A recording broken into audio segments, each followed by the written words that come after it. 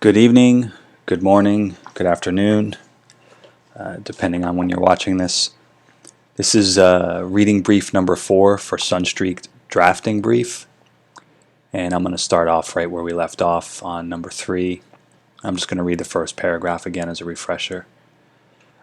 Once the trainee is able to become a remote viewer, by engaging learned skills, he/she is challenged to perform under controlled conditions. This is done by presenting the trainee with progressively complex RV tasks, coupled with a reinforcement strategy designed to develop self-confidence and to internalize ego state stabilizing factors. Assessment of individual RV capabilities can begin during this phase of training.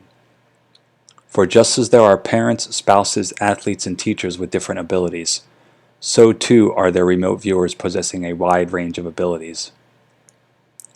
The general target or site categories for these progressively complex RV tasks are outlined below.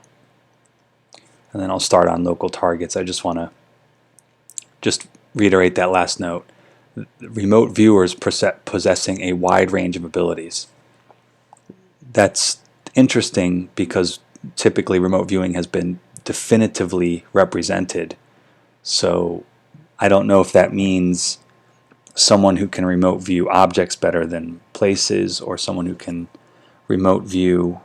I haven't seen any sessions yet, or read through any sessions that mention hearing voices, like actually being able to hear things. And a couple of my own experiences, sort of a waking, dreaming, lucid experience. In some cases, I've experienced black and white. In others, I've seen full color, and then in others, I literally feel exhausted when I wake up because the entire experience I felt like I was actually there. So those could be alternative wide range of abilities, I guess, depending. Or I don't. The imagination could run wild with that kind of term. It's a little interesting, I think, because remote viewers has typically been so defined as a sort of remote thought travel, astral projection type thing. And those are my words, but it's defined throughout the literature here pretty specifically. All right, so let's get on to the tasks outlined to help train and learn and all that stuff. Local targets. The ERV team, interviewer and trainee, are secluded within the RV room. An outbound beacon individual proceeds to a selected site unknown to the ERV team. The ERV team attempts to describe the beacon's location. After the training session, the beacon takes the ERV team to the site, assesses the accuracy of the training session. That's good training. Global targets. The training session is conducted in a similar manner, with the exception that the selected target is not limited to the local area and is usually designated by geographic coordinate, photograph, or other identifying data. The trainee, of course, is not provided any information about the site and must be the very nature of the problem, and by the very nature of the problem, remote view it. Application targets. At this point, the trainee is introduced to RV problems which mimic actual operational potential. Training is conducted the same as with global targets, but general descriptive data provided by the trainee is insufficient to satisfy training objectives. Specific, significant qualitative data which would be exploitable value must be reported. Feedback requirements during ERV training are similar to those outlined for CRV training as classes of CRV training. The interviewer is able to vary the level of feedback depending on the trainee's ability and needs. The level of feedback is always based on the development of a reliable, qualified remote viewer and an effective ERV team. At times, this may require that the interviewer know about the selected training site, whereas during other training sessions, the interviewer may know nothing about the site. Training process for coordinated remote viewing, CRV. The Coordinated Remote Viewing Training Procedure was developed by SRI International, subcontractor in the early 1980s to satisfy R&D demands on SRI to enhance the reliability of remote viewing. The subcontractor's approach to improving the reliability of RV was to focus on the control of those factors that, in his view, tend to introduce noise into the RV product: imaginative, environmental, and interview overlays. The basic components of this training procedure consist of: 1. Repeated site address presentation with quick reaction responses by the remote viewer, coupled with a restrictive format for reporting perceived information. And that's in parentheses, to minimize imaginative overlays. That's a variation of Gestalt, right? What might be called Gestalt, where someone takes a line, or a pencil and paper, and makes an abstract line, or just makes a line, and you say, "Hey, that looks like a violin," and that's you filling in the gaps. That's your mind recognizing and gauging that against what you've already been aware of or seen, and then sort of filling in those gaps to make the illusion or impression of a violin appear. So that's also referenced as the Gestalt. The use of a specially designed acoustic title, relatively featureless, homogeneously colored viewing chamber to minimize environmental overlays. That's the same thing. So to use a specifically designed acoustic tile, okay. So it's, aren't white rooms notoriously known for being in what's known as a psycho ward, or mental health wards? And I've been in those types of places before, and there is a certain, if you're not balanced, you're going to have an issue. If you are balanced, it's going to make everything about you, every sort of piece of baggage you have, it's going to bring it all out. So that's an interesting reverse psychology thing there going on too. I'm sure there's people who are project people who are overviewing all this as well, and looking at it from a psychological standpoint, on a deeper level as well, to field people who might be qualified or unstable, as we've heard that word used a few times throughout all the different documents I've read thus far. So that was number 2. And then number 3, the adoption of a strictly prescribed limited interviewer pattern to minimize interviewer overlays. The adoption of a strictly prescribed limited, okay, so I guess that might be the way the interviewer fields the questions and what kind of feedback they're allowed to give in order to avoid inadvertently insinuating or inferring a possible connection or outcome, so that it's like keeping the interviewer from being subliminal or overtly clear with something. The applied CRV training procedure requires that the trainee learn a progressive multi-stage acquisition process postulated to correspond to increased contact with the site. Initially, the trainee is presented with RV sites requiring minimal detection and decoding skills, Stage 1 sites. When the trainee demonstrates an ability to control the signal line and reliably objectifies accurate descriptions, the next stage of training is engaged. This procedure continues through Stage 6 and usually takes a number of months to master. The CRV stages are identified as follows: Stage 1, islands, mountains, deserts, etc. Stage 2, sites of quality sensory value, sites which taste, sound, color, or odor, such as glaciers, volcanoes, industrial plants, etc. Stage 3, sites possessing significant dimensional characteristics such as buildings, bridges, airfields, etc. Stage 4, sites requiring qualitative mental percepts such as technical area, military feeling, research, etc. Stage 5, sites requiring the interrogation of qualitative mental percepts to produce refined information such as aircraft tracking radar, biomedical research facility, tank production plant, etc. Stage 6, sites requiring direct three-dimensional assessments of site elements to one another, such as airplanes inside one of 3 camouflage hangars, or a military compound with a command building, barracks, motor pool, and underground weapons storage area. As Stage 6 is engaged, an assessment of relative temporal and spatial dimension elements, along with further qualitative elements, evolve into the consciousness of the trainee. So each of these stages is stage one is almost, I think stage 1 through 3, whether or not it's intended or not, it's kind of like a subversive way of finding out who's using their presumptions instead of their imagination versus actually being able to qualify the sensory that their reception, being able to qualify what they receive. And then 4, 5, and 6 is, I think, what I tried to figure out with that last little question was how detailed people can get and how far they can go, where it's like, okay, I see a barracks, and it's like, well, what's on the barracks, what's in the barracks, how many people are in the barracks, is there a sign or a picture or a sound? I'll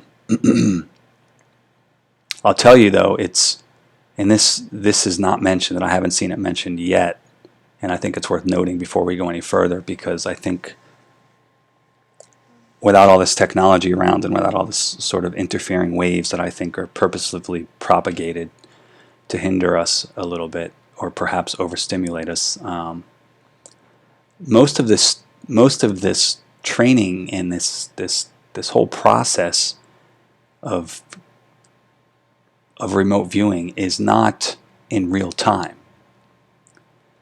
And what I mean by that is I don't know if there's tests yet where they show, say for example, remote viewer 007 has advanced past all 6 stages and now is at the point where they can just walk into a coffee shop and immediately go, oh, the janitor's stealing money from the register. You know what I mean?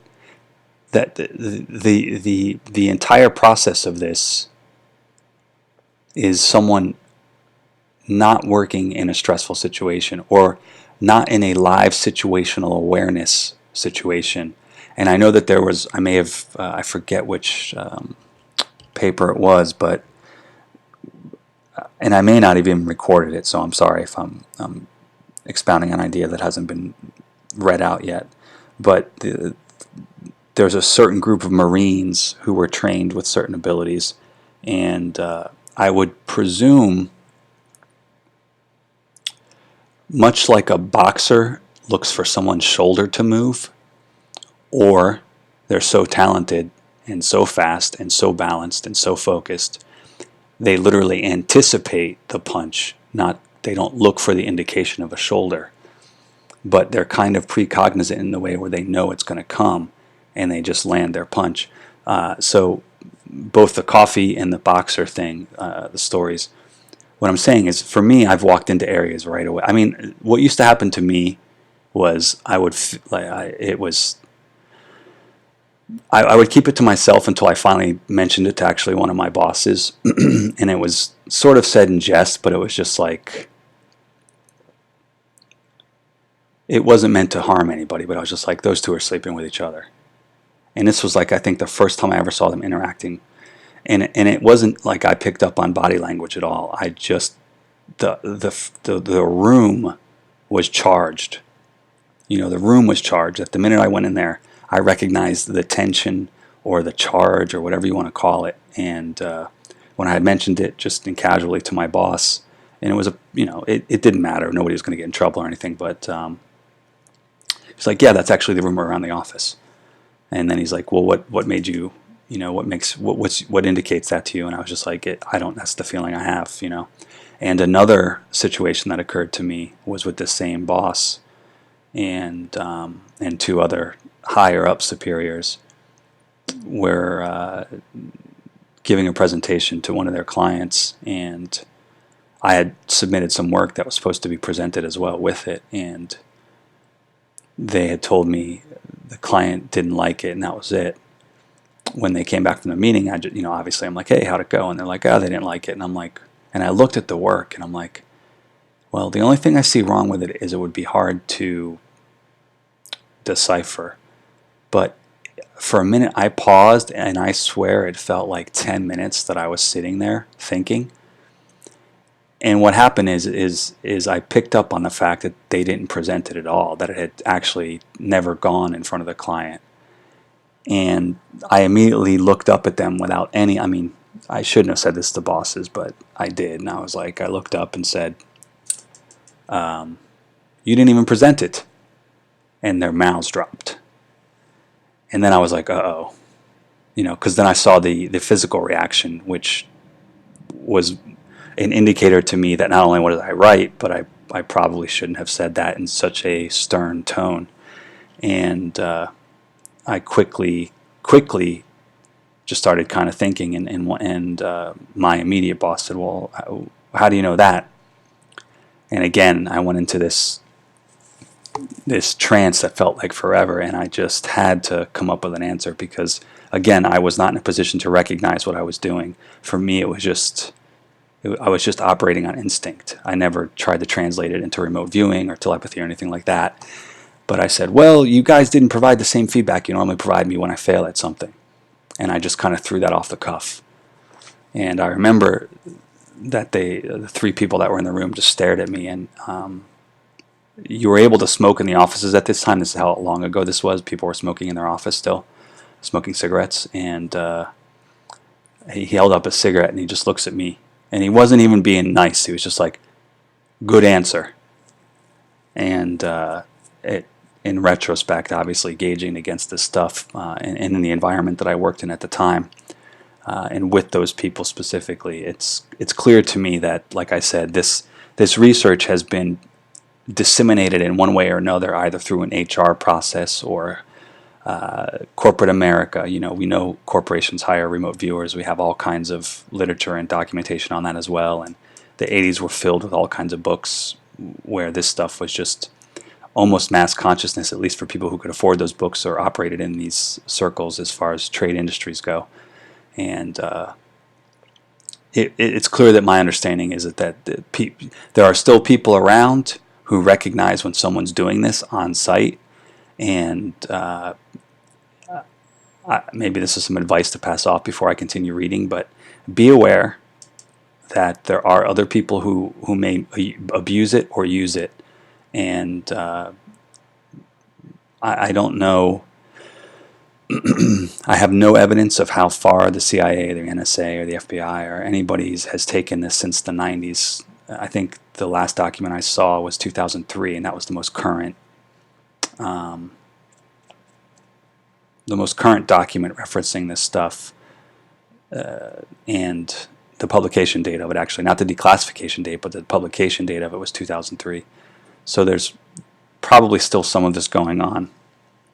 And we know that a lot of people in intelligence agencies, the Navy, the Army, they all have intel groups, and they all have people who work in the civilian category. I mean, that's what their job is: infiltration, maybe just monitoring, maybe they've got intel that the company's an evil company, and the best thing to do is try to get a bunch of their people in there employed to find out what's going on. And I'm not going to say I wouldn't do the same thing. I mean, how else are you going to take down a crappy company, doing illegal stuff that's harming people or whatever?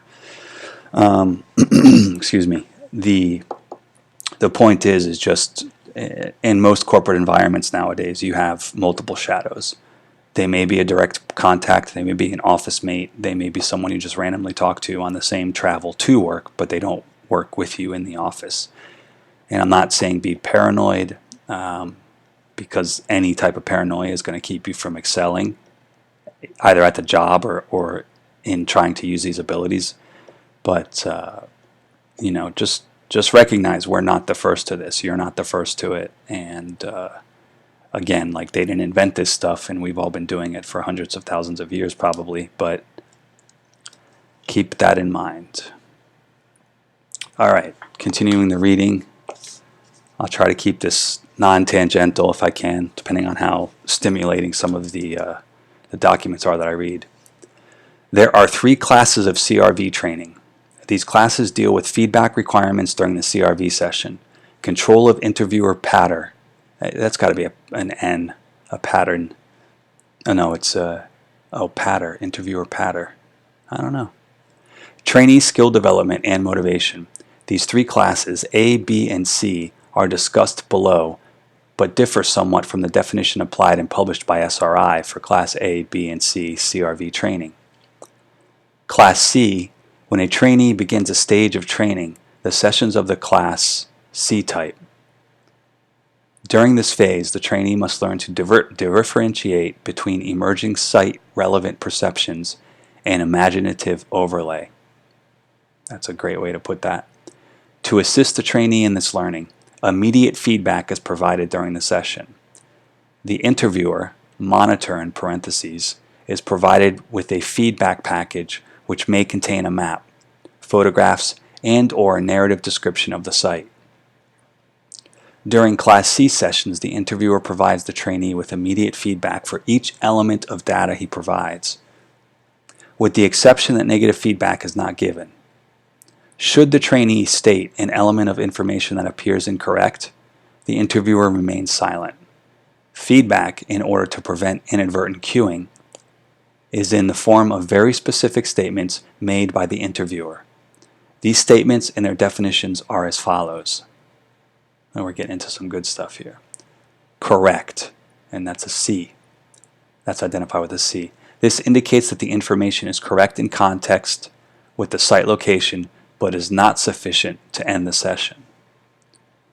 Probably correct is PC.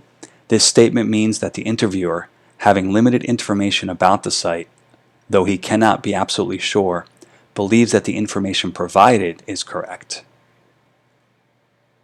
Well, I mean, that's open-ended there, and excuse me, let me get a drink here, excuse me.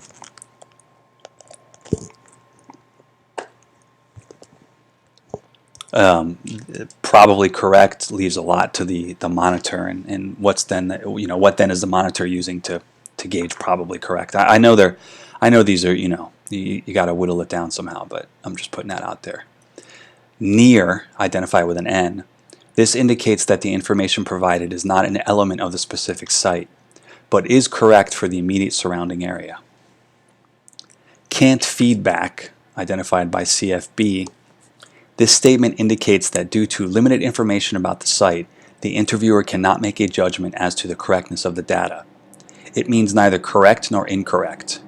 And site, identified with an S. This indicates that the site has been correctly identified for the specific stage being trained. Man-made structure for stage 1, bridge for stage 3, etc. Site indicates that the session is completed. So we're going on to Class B. Once a trainee begins to demonstrate his ability to reliably distinguish imaginative overlay and report site-relevant data elements, feedback is withdrawn. In Class B training sessions, the interviewer knows what the site he desires the trainee to describe, but does not provide the trainee with any direct feedback during the course of the session. This process develops the trainee's ability to internalize his awareness of relevant, correct information versus extraneous, incorrect cognitive structures. During Class B sessions, the interviewer monitor may direct the trainee to elaborate on specific elements of data provided, thereby guiding the trainee to describe specific areas of the site. The interviewer is only permitted to direct the trainee to elaborate on specific elements already reported by the trainee. The interviewer may not introduce new elements into the session. They don't want to inadvertently cue the trainee in an attempt to encourage the trainee to properly describe the site. Class B sessions are especially helpful in developing refined skills in the trainee. For example, when the interviewer knows that a particular site area within a site may be of interest, he can guide the trainee's attention to that area by directing the trainee to elaborate on specific elements of data which the interviewer knows to pertain to the area of interest. With practice in Class B, the trainee soon learns to control his own perceptual faculties and develops confidence in his ability. I wanted to make a statement, not tangential, but so if the monitor is aware of the site, couldn't the monitor inadvertently transmit that information to the trainee? Okay, so Class A. Class A training is similar to what the R&D community refers to as double-blind experiment. The purpose for Class A training and for R&D double-blind experiments differ, however. The R&D community uses double-blind experimental protocols to test variable under controlled conditions. Class A training is not a test for the trainee, but a process whereby the trainee learns to function with the interviewer in a team effort to acquire and describe information concerning a site on interest. In Class A, the interviewers provided very little or no information concerning the site, and the trainees provided no feedback during the session. The trainee is motivated to work with the interviewer in producing valid information about the site of interest. This motivational difference is critical in forcing the trainee to use his RV ability to acquire and describe site-dependent information as opposed to interviewer-dependent information. So maybe there you go, in parentheses right there. I'll read that sentence again with the parentheses. This motivational difference is critical in forcing the trainee to use his RV ability to acquire and describe site-dependent information as opposed to interviewer-dependent, in parentheses, telepathic information. So they're answering my question right there. Working as a team in Class A session, the interviewer, monitor, and trainee combine their aptitudes to report information of interest about the designated site. So I'm going to read that again with the parentheses as it's rather long.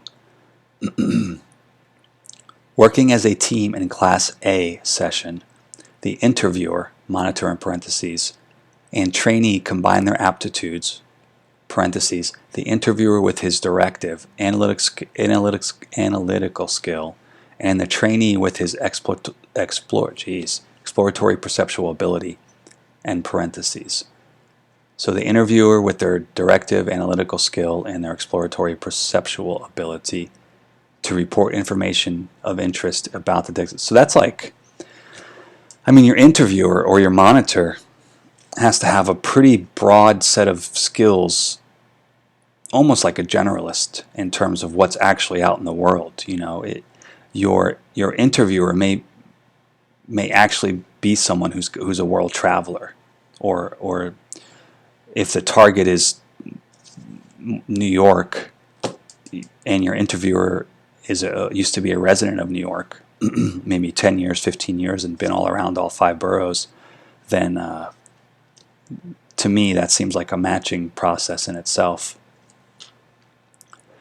As a result of the technology transfer from the SRI subcontractor to this office to the CRV training procedure is fully documented in booklet form.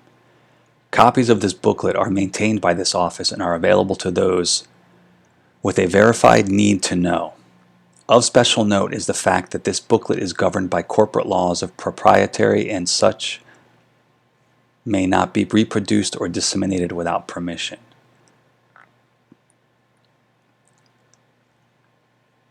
Abstract reference discrimination of binary alternatives. That's okay.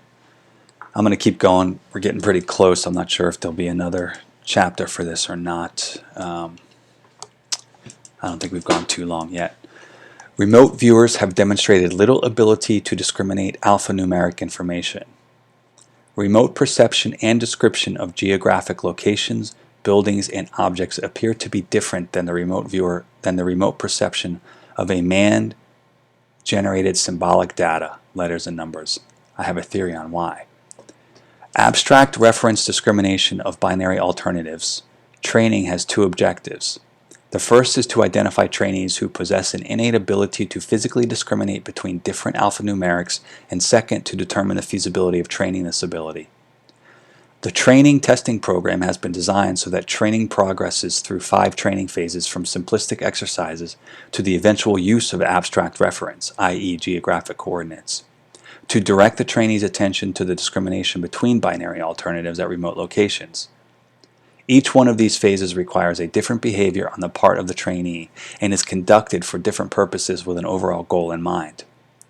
Following is an overview of these training processes. So we've got phase 1, phase 3, phase 4, phase 5. What else? Okay, so 5 phases and then a closing paragraph. Maybe I'll stop it after this. So phase 1. During phase 1, the trainee is directed to use whatever psychic ability available to discriminate between binary alternatives by active selection within a closed target pool. The trainer then provides positive overall feedback when appropriate to reinforce the trainee's own visual field. Negative oral feedback is never provided. The purpose of this phase of training testing is threefold. The first purpose is to determine if a particular individual has an ability. The second purpose is to establish a database on which to base further training testing. And the third purpose is to build self-confidence on the part of the trainee through immediate positive feedback. Phase 2. If a trainee is able to complete phase 1, successfully discriminate between binary alternatives to statistically significant level, phase 2 is initiated. During phase 2, the training environment is similar with the exception that feedback is reduced. The trainee is no longer provided with visual feedback from the target pool. The only feedback provided is given orally by the trainer. The overall purpose here is to develop an internalized feeling of confidence within the trainee of psychic impressions through the use of feedback withdrawal tactics. The overall purpose here is to develop an internalized feeling of confidence within the trainee of psychic impressions through the use of feedback withdrawal tactics. I see. A database of trainee performance is also expanded during this period. Please bear with me, listeners. I'm not that it's.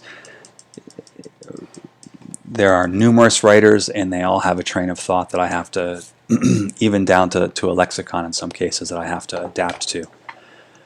Phase 3. During this phase of training, the emphasis shears away somewhat from discrimination of binary alternatives and begins to focus on the trainee's ability to respond to abstract reference. In phase 3, the trainer selects a target from within the closed target pool and then directs the trainee to state what the selected target is. Positive oral feedback is provided when appropriate by the trainer. The overall purpose of this phase is to begin to transfer a trainee's demonstrated ability outside the immediate environment and to prepare the trainee for the next phase. Phase 4. This phase establishes abstract referent cueing as the prime directive. The trainee is presented with a grid matrix consisting of 6 positions. Each position has a coordinate. The task for the trainee is to discriminate between binary alternatives at a given coordinate provided by the trainer. The trainer records the results but does not provide feedback to the trainee. This phase serves to extinguish the trainee's dependence on the previous target pool as well as external feedback. Phase 5. Given that a trainee can demonstrate reliable performance through Phase 4, Phase 5 attempts to chain together 6 matrix coordinates into one 6-digit binary number. The trainer provides the trainee with coordinates as cueing, and the trainee attempts to discriminate between binary alternatives for each 6 different abstract reference. Feedback is given only after the completion of 6 coordinates.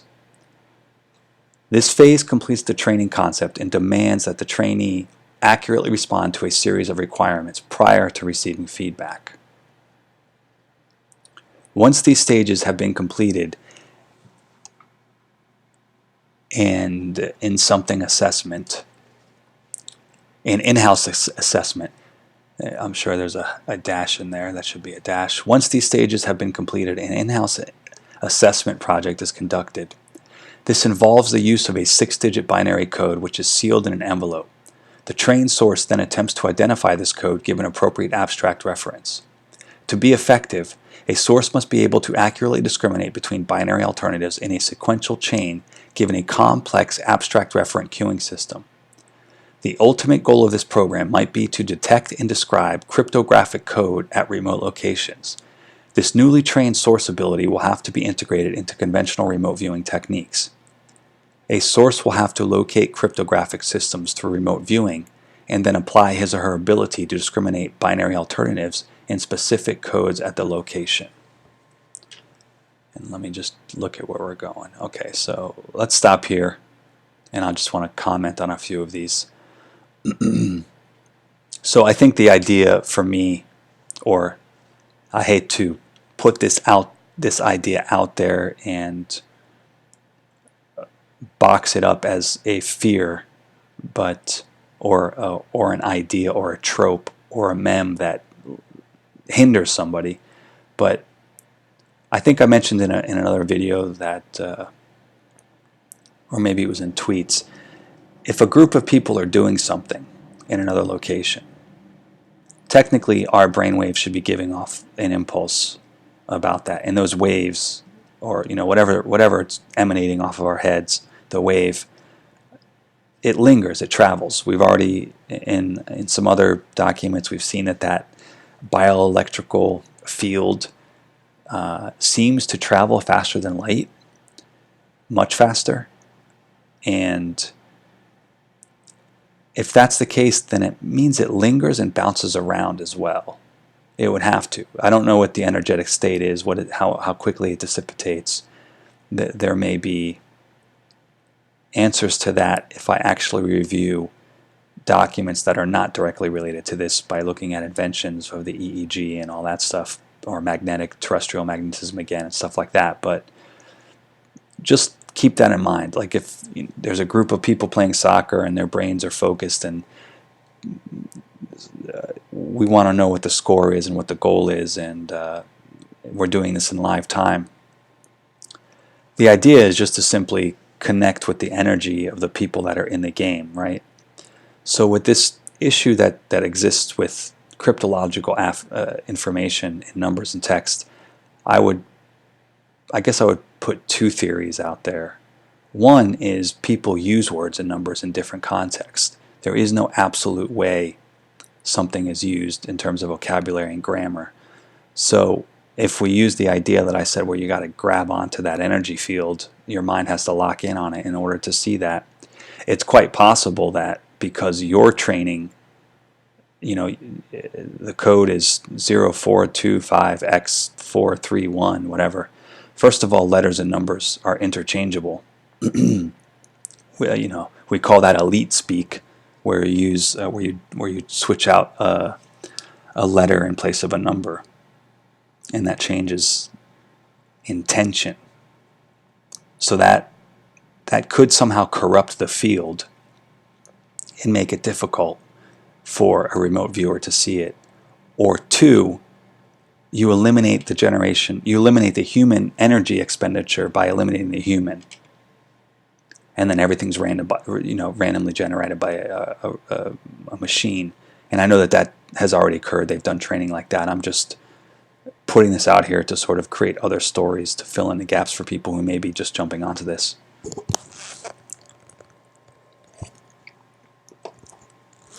So the idea then is that if a human makes it happen, that human, depending on how strong their telepathy is, or whether or not it's inadvertently broadcast by their brain, or how long it survives in the atmosphere, the ionosphere, which brings into question geoengineering, but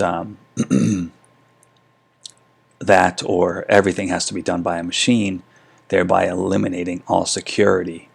And now we have the reason for AI. So we have two very interesting, although they seem distant tangents, I don't think they're that distant. If there's anything you should have learned, if you've done any research so far in the CIA stuff, or anything that you might have self-taught yourself, or it's just, we're not dealing with unintelligent people here. And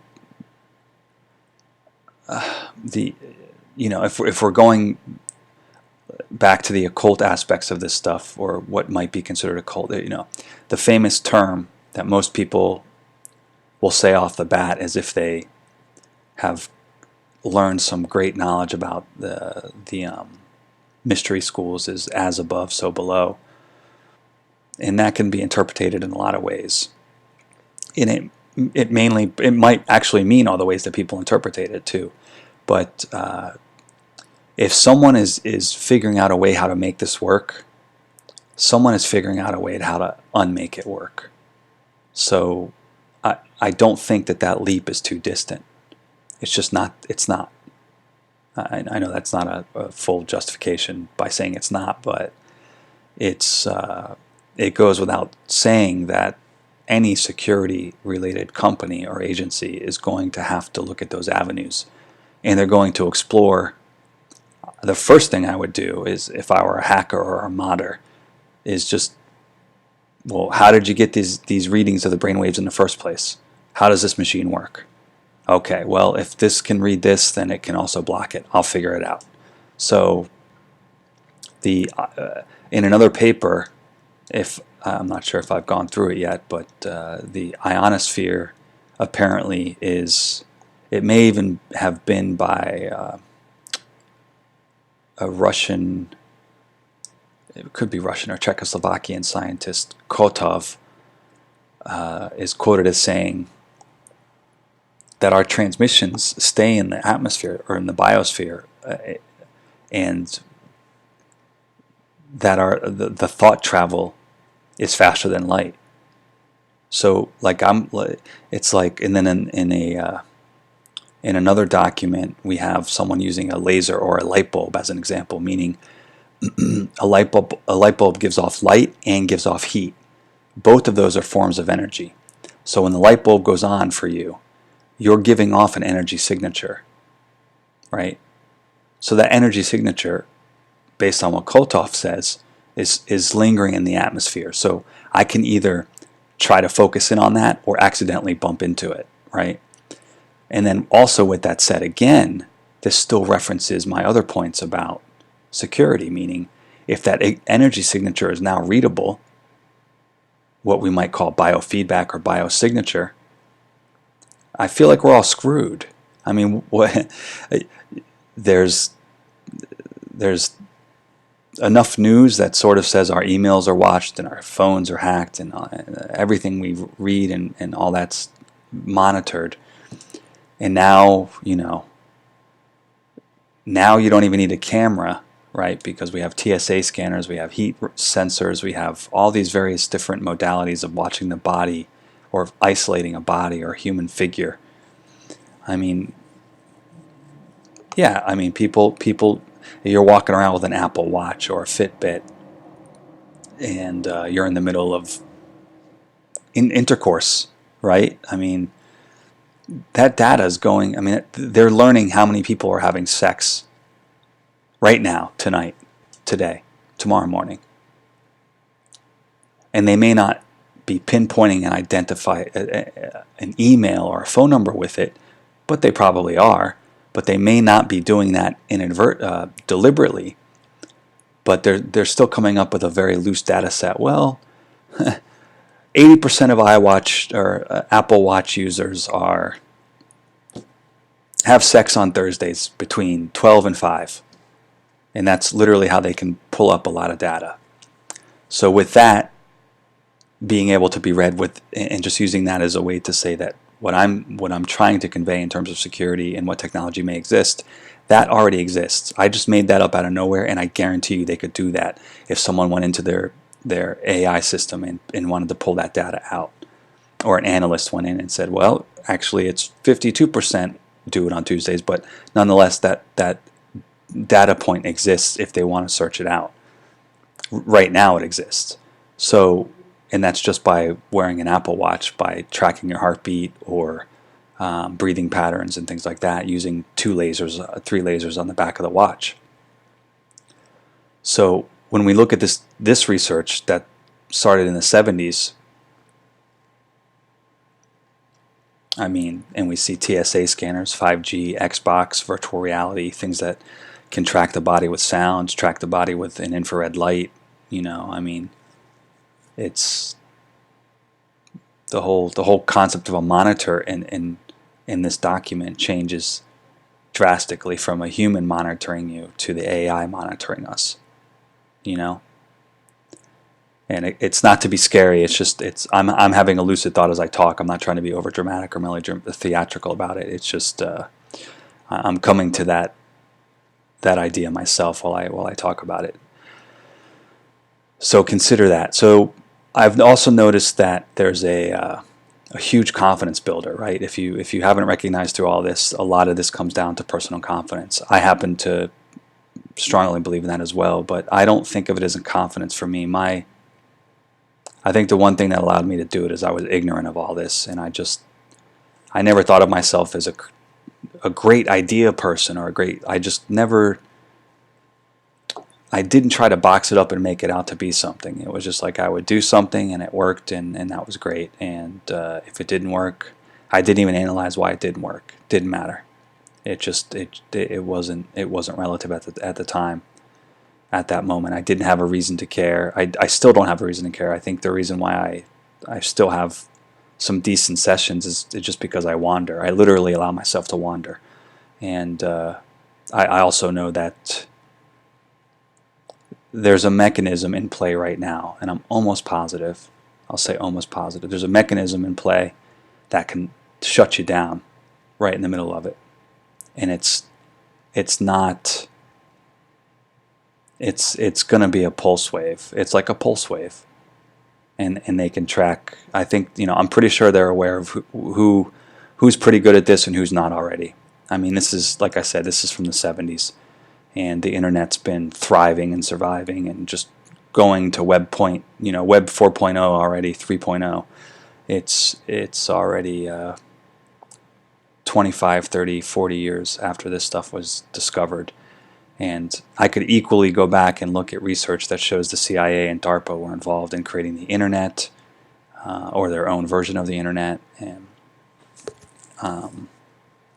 so and then we have the lieutenant colonel from the Air War College talking about the hive mind, and how even in esoteric literature and occult literature, the beehive and the hive mind are often used. I know that some people may think it's referenced differently in Masonic texts, but it is interesting that it's there. So with that, I'm going to stop this here, and then I will pick up the next video on object remote viewing, which I think is pretty interesting in itself too.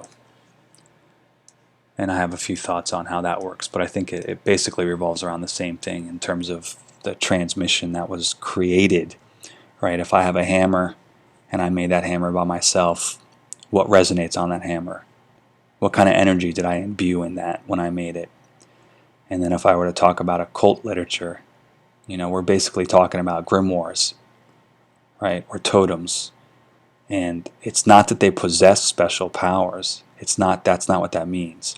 What that basically means is when you clutch that cross, or you made your own cross yourself, or you wear your own Star of David, and you made that Star of David yourself, or you have a wedding band, or whatever it is, and you did it yourself, you imbued it with your own mental energy, with your own belief systems, with your own whatever. It's magical because you make it magical. So in this case, and if we bring it forward to remote viewing, and we continue using the light bulb metaphor of when the light bulb's on, and it expends energy in the form of light and heat.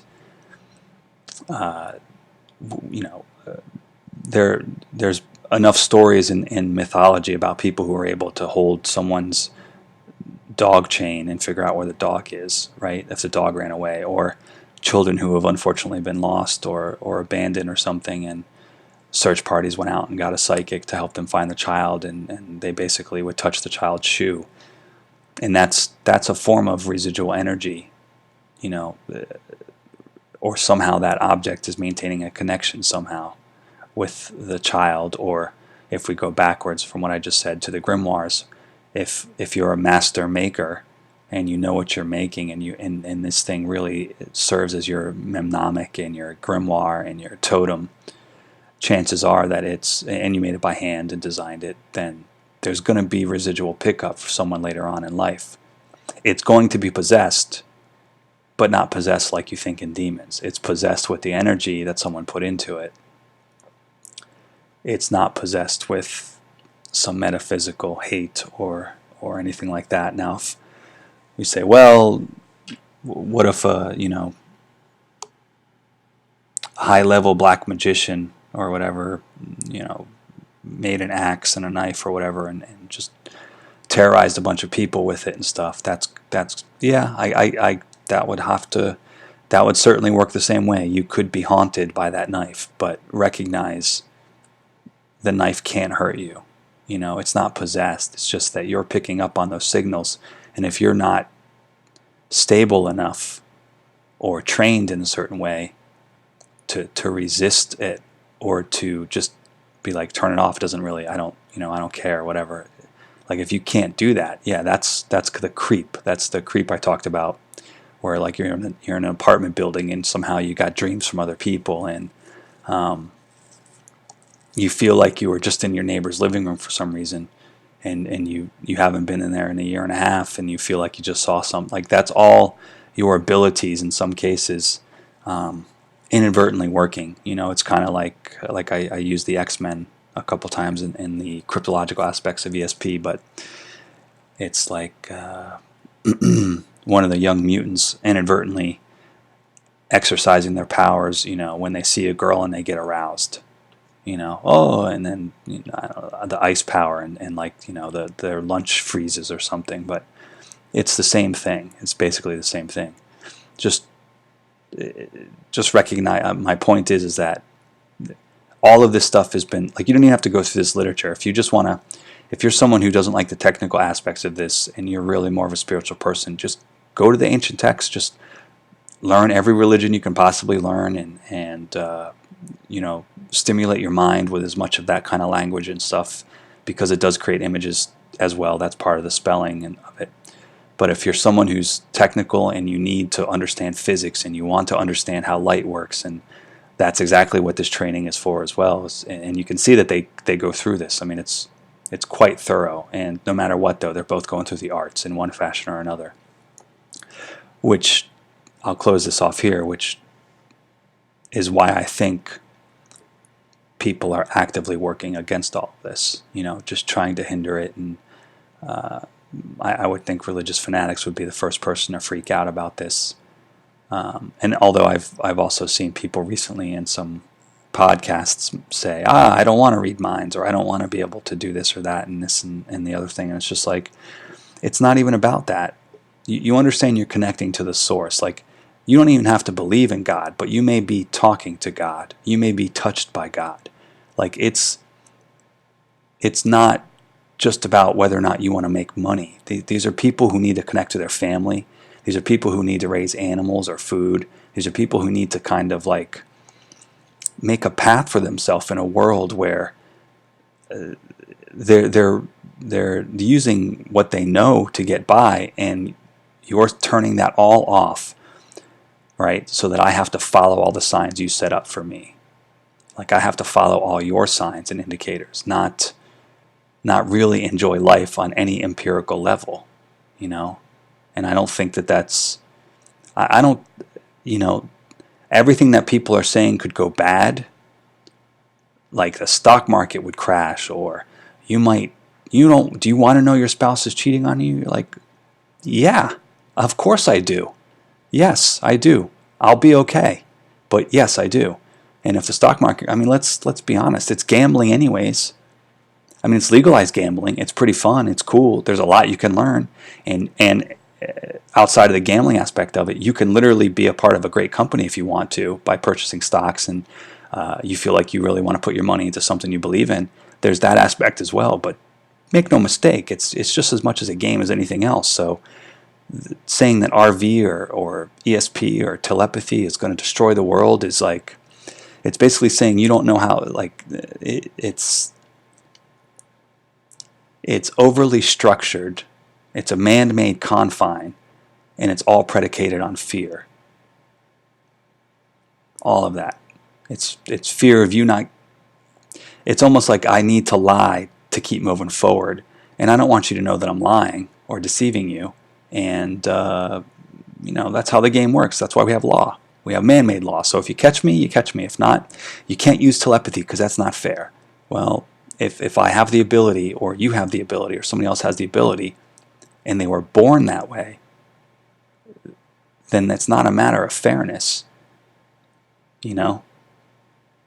It's not fair that the owl got the baby rabbit, right?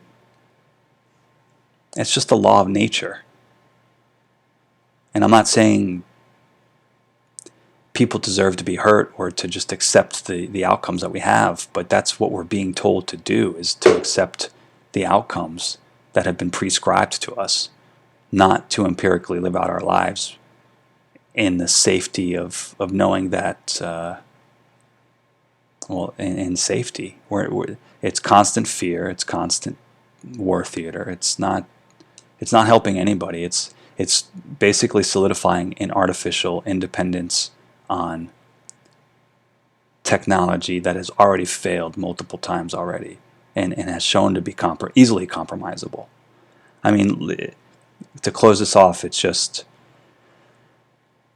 as much as I might say there might be weapons that are hindering these people, and we can see how someone's already hacked that process, and we're like, well, if we can turn it on, we can turn it off. Yep, yep, yep. It can be abused, but you know what? All the computers and phones have been abused as well. So your technology is no more perfect than the biological unit doing the same thing, than a human being able to do the same thing. So there shouldn't be any real. I mean, the only thing I would ever say was just predatory behaviors on children, on people.